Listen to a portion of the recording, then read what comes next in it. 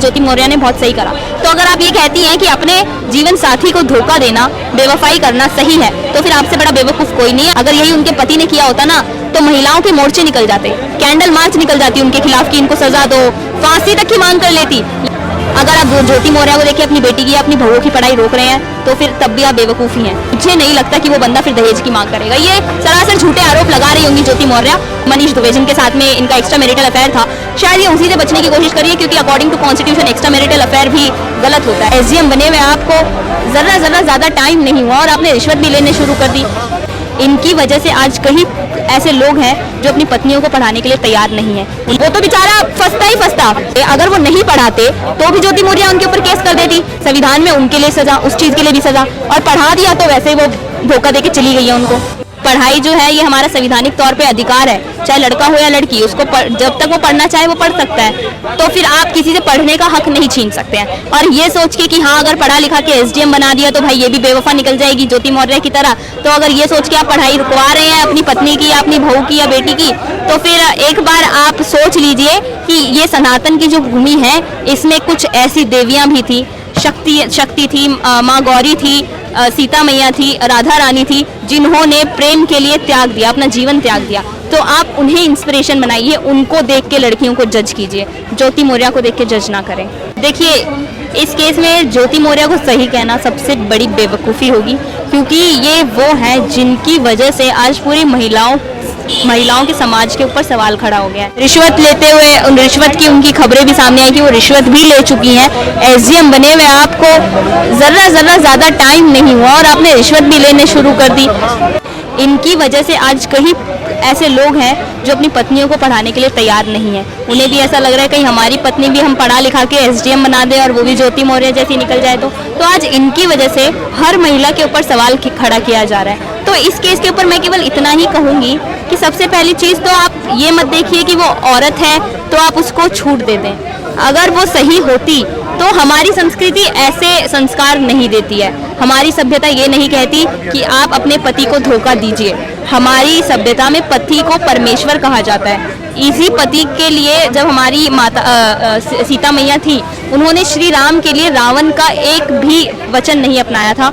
रावण ने कहा कि तुम हमसे विवाह कर लो, जो कुछ भी रावण ने कहा, सीता मैया ने केवल एक ही बात कही कि सीता केवल और केवल श्री राम की है और उनकी ही रहेगी।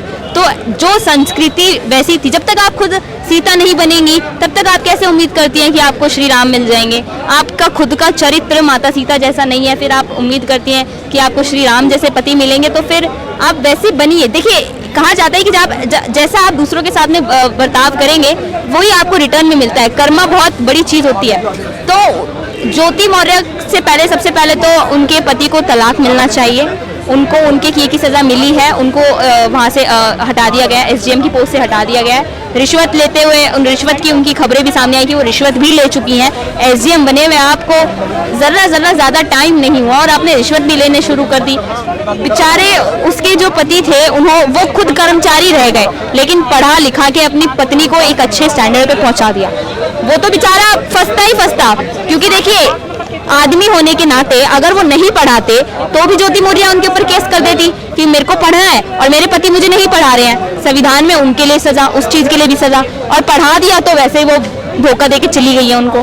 तो इस चीज के लिए सबसे पहले उन्हें तलाक देना चाहिए। उसके बाद में तलाक के बाद में मोस्टली लड़के मुआवजा देते हैं लड़कियों को, लेकिन इस केस में ज्योति मौर्य को मुआवजा देना चाहिए, क्योंकि आपने गलत किया है तो सजा आपको ही मिलेगी। ये इस देश का कानून अंधा हो सकता है, लेकिन ऐसा नहीं है कि बेगुनाहों को सजा मिल जाए और गुनहगार को छोड़ दिया जाए। गुनहगार को सजा मिलेगी। और एसडीएम ज्योति ने जो कुछ भी किया है उसके लिए अगर आप ये सोचे उस लड़की को अपना इंस्पिरेशन मानने वाली लड़कियां, आजकल वेस्टर्न कल्चर है, बहुत लड़कियां हैं जो वेस्टर्न कल्चर अपना रही हैं। कई लोग कहती है कि हाँ ज्योति मौर्य ने बहुत सही करा। कई लड़कियां वेस्टर्न कल्चर मानने वाली कई लड़कियां ऐसी भी होंगी जो कहेंगी ज्योति मौर्य ने बहुत सही करा। तो अगर आप ये कहती हैं कि अपने जीवन साथी को धोखा देना, बेवफाई करना सही है, तो फिर आपसे बड़ा बेवकूफ़ कोई नहीं है। आपके संस्कारों में कमी है। आपको सनातन की संस्कृति, सनातन सभ्यता के बारे में नहीं बताया गया है। अपने ग्रंथों को, अपने धर्म के बारे में जब आप पढ़ेंगी तब पता चलेगा कि रिश्तों का मूल्य क्या होता है।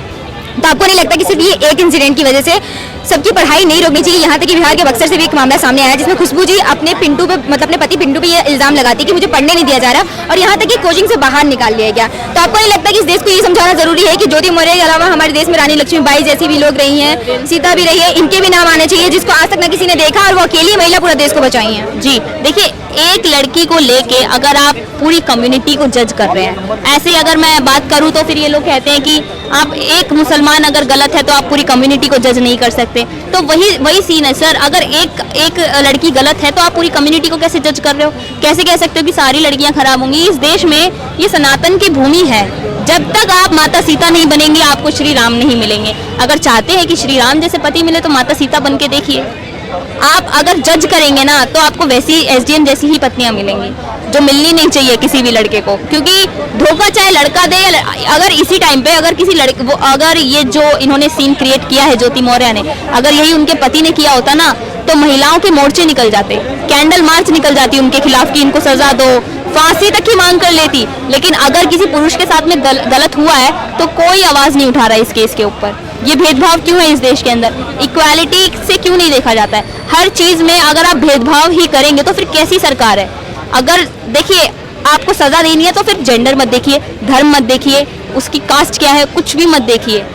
सजा, न्याय जो होता है ना मैम, वो न्याय कुछ देख के नहीं करना चाहिए, गुनहगार का गुनाह क्या है वो देख के न्याय होना चाहिए। लेकिन ज्योति मौर्य तो यहाँ पर एक और आरोप लगा रही है आलोक मौर्य पे कि वो उनसे दहेज मांगते थे, उनको मारते पीटते थे, और यहाँ तक कि उन्होंने ये बात भी छुपाई थी कि वो एक कर्मचारी है।